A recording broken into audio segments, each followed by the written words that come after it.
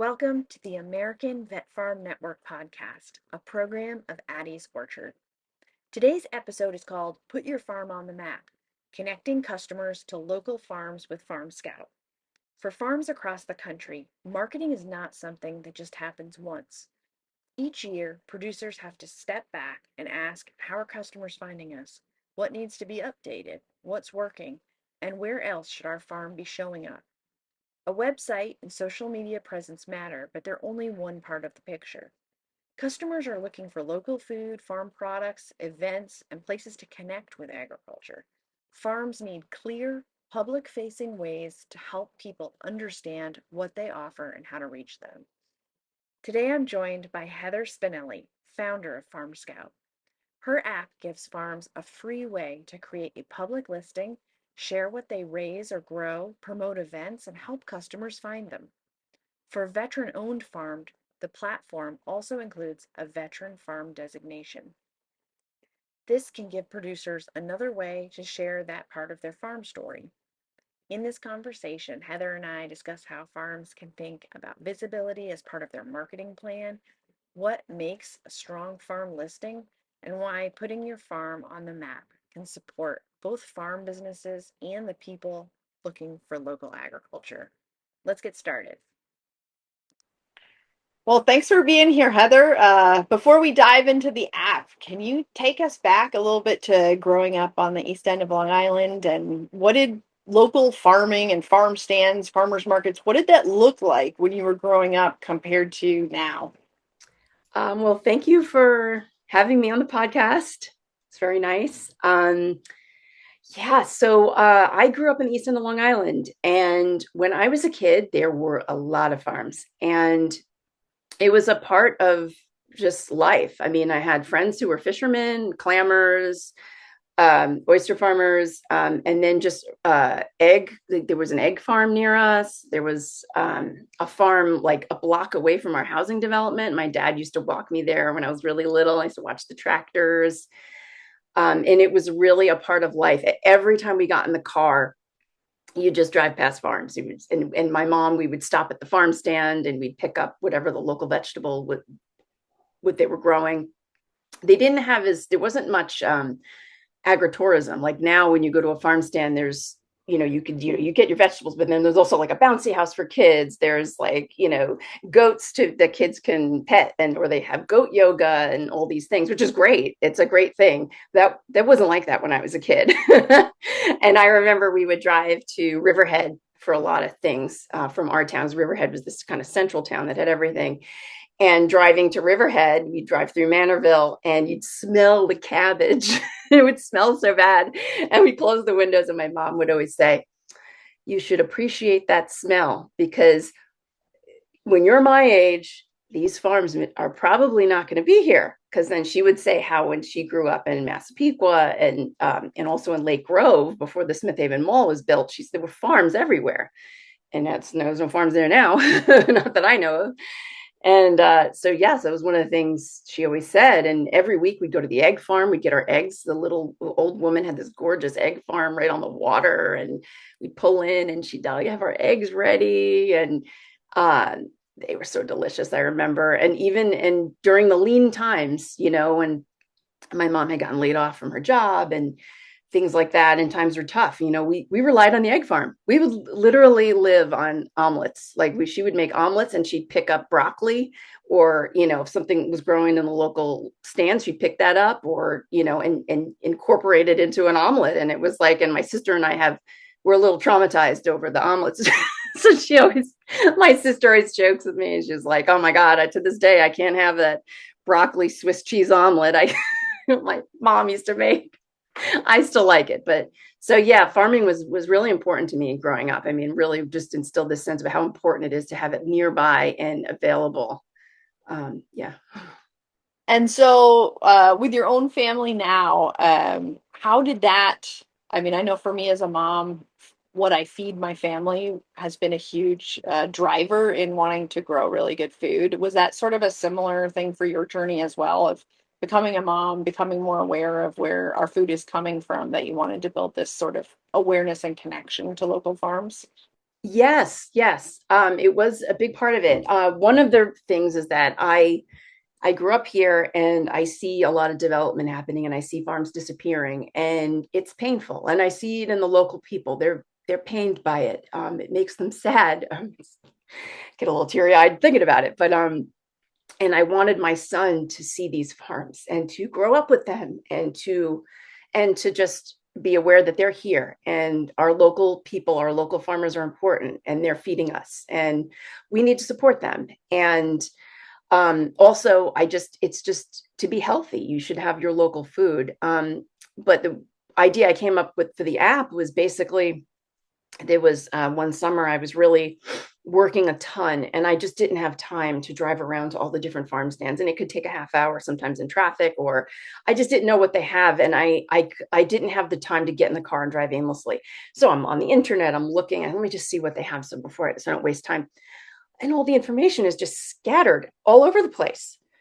I mean, there's like some people are on social media, some people are on the internet, some people aren't on it all. It's just a roadside sign. And it was that point I said, you know what, there ought to be an app for this.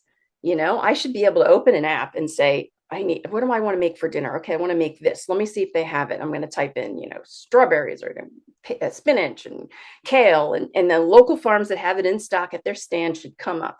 Um, and then it also, I had the idea too, when my son was really little, I was like, he loved the farm experiences, petting the goats and doing all these things. And there were some really large farms by us that really have a lot of the stuff, but they can get very crowded. And I didn't know which smaller farms also had similar things. And so that's another thing I also wanted to incorporate in the app was what's happening at the farm. Are you having a strawberry festival? Do you have you pick today?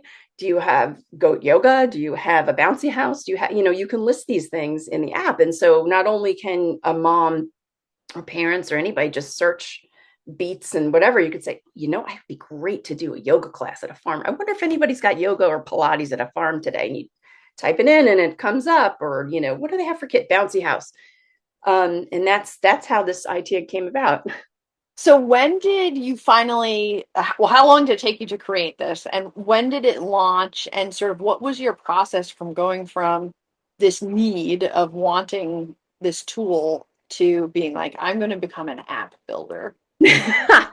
Boy, so it was last summer that I came up with this idea. And over the winter, we had a very hard winter in the Northeast, as you probably know. We were just all snowed in and covered with ice everywhere. And my son, who loves coding, and he had been taking coding classes since kindergarten, and has his own YouTube page, and he builds these Roblox games, and he builds all these games. He's always working on something, and he comes up with these ideas. And so over Christmas break, it actually wasn't, it was right before Christmas break. So I was picking him up from school and I said, I have this idea, for this app, like last summer, I told him the whole thing and he goes, okay. I said, do you think you could do something like this? Like maybe we can work together and kind of like I have no idea how to do this, but you've been coding. He's only 11. He was 11 years old. And so this is this past Christmas. And so he says, oh, let me think about it, Mom. Okay. So, we go about our week and he's working and working and working. Hey, Mom, look at this. Look at what I did. Look at what I did. And I look and I go, oh my God, how did you do all this? And I had given him a ChatGPT account. And I know like it's controversial to do that, but I knew he was going to use it for coding and I could check over and I could see everything he does. And he was using it to help him build. I don't know how to do this. Tell me how to do it. I put the code in like this, but the code does not read, or what do I need to use it? And man, he figured it out. And then we had to come up with a name. And so it was like a whole day of back and forth, and he came up with FarmScout. And I just, we got to that point and we got it working and I said, okay, this is great. And now that I see that this is real, we should really start this as a small business and really, really go with this, because I think this is a great idea. And I think this is going to serve a need for people and also help farmers. I said, I really think this is going to connect people with farmers. I said, so let me figure this out. And he stood by me and he just watched the process. I said, let's trademark the name. Let's register as a business in New York State. Let's do all these things. And learning process for me too, because I work full time. So I'm doing this early in the morning, and having him do that, and it just made me so proud that he really took the bull by the horns and really was so involved. I mean, he still asks me all these things. And I mean, at this point we had to hire a freelance developer to help us push it along, because, his was basically a prototype and it was working, but I knew that, once we've got to get it on the app store. There's so many things that go into it that he's at 11 years old can't possibly figure out. And I'm not an app, I'm not a coder. I don't, so it was really important that he helped in that, and he helped design it. And so, yeah, it's just been this great process with both of us. It's fantastic. Thank So you. if I was able to go to the App Store, find it, so kind of walk me through someone, they download this, opening it up for the first time. And I think especially for our listeners, they're farmers. So they're Oh, the ones, they're probably not the customer looking for it, but they're the person who wants to set up their listing. So what would that look like for them? okay. So there are two different things we had to figure out, and this was part of the developing process that I had to learn about. So for farmers, because I want to keep it free for farmers, I had to develop a separate software platform for them. So that this way they don't have to download the iOS app. They can, because they want to see what their listing looks like and they want to test it out. All power to you. But I, through my website, farmscoutlocal.com, they could log in, they could claim their listing if they create an account, free account. I have a lot of listings already on there from public information, and they take their listing, claim it, and they could go in and they could change whatever they want, update the description, all these things. And then that gets sent to me, and then I approve it because I want to make sure they're the owners, and then when I approve it, they get another email, and then it says, congratulations, they click on that and they open it, they re-sign in, and now they're able to change the description. They can add inventory. I've really, I talked to farmers in my area. I went to a farmer's market, it was kind of like a CSA kind of thing that was happening. And I talked to the farmers. This was in the winter time, and they said, it's got to be fast. It's got to be easy. We're so busy. And I said, yes. I said, I'm taking all this down. And I said, well, how about, if you type in the names? I said, well, can we copy and paste? And I said, yes. So I had them, when I was designing it, I said to the developer, I said, we have to have it very simple for them. They have to just be able to copy and paste. So if they have something in notes and it says strawberries, comma, peaches, comma, goat yoga, comma, strawberry festival, Wednesday at 10, comma, they can paste it in, hit the plus sign, and it comes up. And then there's a toggle button that they can toggle it off and on as it's available. And if it's not available, so you ran out of corn at 2:00, toggle it off. You got corn again tomorrow or Thursday, toggle it back on. You can easily go in and change and add more stuff and take stuff away. And it seems to be working great. I mean, when I first put the app on the App Store and I first launched, I got in my car, my son and I got in the car, and we drove around the East End on the North Fork, and we hit every farm. And first farm we went to was Wickham's in Cutchogue, who's right next to my house. I love them. They're like the best at the fruit farm. And the president of the Long Island Farm Bureau, of the board of directors, was there, Lori, because she manages that farm stand. And she said, oh my gosh, this is a great idea.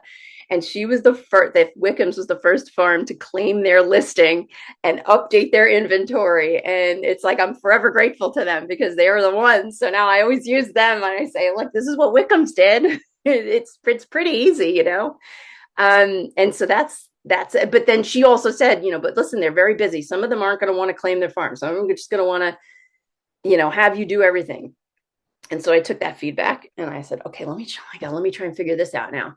And I figured out that if a farmer can text me, if they didn't claim their farm and they don't want to deal with it, they can text me, they can email me, they can tag me in a Facebook post if they put on Facebook or social media, or upload their website, whatever. I can then put that information in for them, and they won't, I'll be the one controlling it, but they won't be able to tag themselves as organic or veteran owned farm or any of that stuff. It's mainly just, because it'll just say observed at, and and then that information gets through. But you know what? I appreciated that feedback because the farmers all love the idea, but they just don't have the time. And so I'm very happy and pleased that that's a, I'm able to do that. Awesome. And then, yeah, and tell us about the veteran feature. The Is it veteran verified, or you have sort of a special tag, kind of similar to the like homegrown by heroes or other. Some different states have different uh, wording to say that it's a veteran farm. So what is yours called? So if you claim your listing or you add your farm and you claim it in your management, there will be check boxes when you sign in. I think it's after I approve you, if I approve the farmer, and you could check off if you're USDA organic, and then there's another checkbox that says veteran owned. So simply, you own your listing now. You are attesting it yourself that you are organic or veteran or both. And I put that on there because I spoke to the Veteran Farm Coalition in New York chapter, and it was their idea. And I said, a lot of people want to just search, veteran farms and support our veterans. Do you think you can incorporate something like this in the app? And I said, I think I can because I'm building something that they could check off organic. So why not have the ability for a veteran farmer check off like, oh, I'm a veteran owned farm. So if somebody wants to support veteran owned farm, they could just type veteran in the search bar and those farms will come up, if they claim them and put that in. And that just started like about a week or two ago. So That's exciting. yeah, And you're right now you're covering the entire country, right? yeah. Yeah, it started on Long Island, and I realized this is. I had friends. I posted on Facebook, and I have some friends around the country, and they said, "Hey, did you have this for Texas? Hey, Florida." I had like 5 people from Florida. Hey, wait, did you get this from Florida? And I thought, oh my God, I better start building this out. And then I talked to you about East Tennessee, and oh my gosh. So I really worked hard and hard to really just get this across the entire country because like I said, farming is important, and especially the small farmers. I feel like people drive past, they don't realize what's going on and how much they do support the community. And so this is a fabulous way for customers to support the community and for farms to get exposure for free. I love it. Well, and especially in states like Florida that have so much tourism. I know when I travel, I use the Find Me Gluten Free app all the time. Like we'll just be driving, on the interstate needing a place to stop, and I use that app and you see reviews, you see, different, they're celiac safe or they're just gluten free, so whatever. But I love it too to have the idea of, you go to Florida on vacation, you have a condo that has a kitchen, you want to stock it with, you know, veteran grown food, you can just hop on the FarmScout app and locate that farm near where you're staying. I love that. Yeah. And then you mentioned a little bit about agro-tourism. Things could be shared on that. Are farmers markets joining as well? Like, could a local Yes. market join? I'm sorry for interrupting you. No, Yes. that's great. Farmers markets are on there. Farmers markets can claim their listings. They can add their vendors. Because I know I've heard from, just talking to people who are using the app, and they said, I don't live near the farms, but I live near farmers markets, and I'd love to know which vendors are at my market. And again, they may not be on social media. They're the consumers. They may be looking all over the place. I don't know, and I don't have time to go back. So yeah, I've been posting on Instagram and saying, hey, farmers markets, please claim your listing and add your vendors every week and let your customers know that who's going to be selling at your market. And some markets and on Long Island, I know have, some of them have events, some Sundays they'll offer like cooking demonstrations or music, or why near the 4th of July, one of them had like fireworks and like a marching band or something. Add it in there. You want you want people to go to your market. So yeah, farmers markets are a big part of this too. Yeah. Fantastic. And as Farm Scout grows, what are sort of your hopes for the next 5 years for it? Just getting more farms on it and verified? Yeah, I'd love to have more farmers actually managing their listings, because I think that I can't, obviously can't put all this in myself, or rely on customers to tell me. And so that would be huge. Yeah, to get like every farm in the US on there managing their listing, and having just a ton of customers using the app so that they could find these farms and, just really meet their farmer, just have that connection, that farmer consumer connection, just really click. Absolutely. Well, that is definitely something that is missing in America right now. So I love the idea to strengthen that relationship. And it really matters if you know your farmer. And the ripple effect of supporting local farms is just so incredible to communities. So I really applaud what you're doing. And I'll put it in the show notes how to find this. But do you want to walk us through one more time how our farmers can get involved? Yeah. So, oh, well, first of all, I'm going to tell you right now, the app is for Apple, for iPhones right now, but we are building an Android version. So I'm really hoping that that could be done before summer. Um, but yeah, so farmers, you just need to go to farmscoutlocal.com. And like the first thing you'll see is claim your farm, add your farm, click here. Click there, screen will come up. It'll say, username, password, and you just, put in your email, put in whatever password you want, and sign up, or what I forgot what it's like, sign up, and then you'll another page will come up, and then you could search your farm name, and then drop down will come down because I'm sure there's a lot of farms with very similar names. You scroll through and you see which one's yours. If it's not there, you click, my farm's not listed, and then you add it, and you add all your information and your address, and then there's even a GPS locator thing, because I know that some farms are, the address is here, but the stand is, a mile down the road.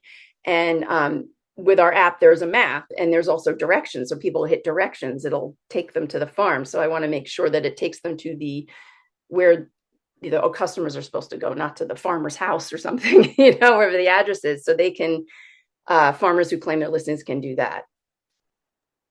Awesome. Well, I hope all of our listeners jump on this opportunity to get a free listing. It's been great. So I really appreciate it. Thank you so much for joining us today. And we just can't wait to see how this app grows and see more veteran-owned farms on it. Oh, thank you so much for having me. I'm really appreciative of it. And just, yeah, everyone just please sign up and download the app and try it for yourselves, and get used to it and see how it's working for you, and send me feedback. Thanks so much for Heather for joining us today. And I want to thank you for listening to the American Vet Farm Network podcast. Addie's Orchard helps veterans currently serving military members and military families take their next step in agriculture. Through the American Vet Farm Network, you can sign up for our brand new app, join monthly live office hours via Zoom, or book a one-on-one farm coaching session. These sessions are for any of your questions, from learning how to write a grant to helping shape your business plan, getting livestock for the first time, and talking about infrastructure that you might need to build on your farm. For currently serving service members, we can also talk through things like Skill Bridge and programs at local incubator farms. Addie's Orchard also has programs like the Next Acre for people who are already farming who might want to focus on direct to consumer sales and growing their market. We also are helping eligible veterans with vision loss connect with donated Ray-Ban Meta AI glasses and training. In early September, we're going to be at the Farm Progress Show, and we'll be sharing a booth with Veterans in Agriculture, which is an Iowa-based veteran farming group. We're also excited to announce that we have 50 spots available for a small business administration class called Boots to Business. It'll be held virtually in September, so head on over to our website and our social media, our Facebook page, and sign up for that. There's no cost, and it is an incredible class, especially if you haven't written your business plan yet. Thanks for listening, and we're going to see you next time.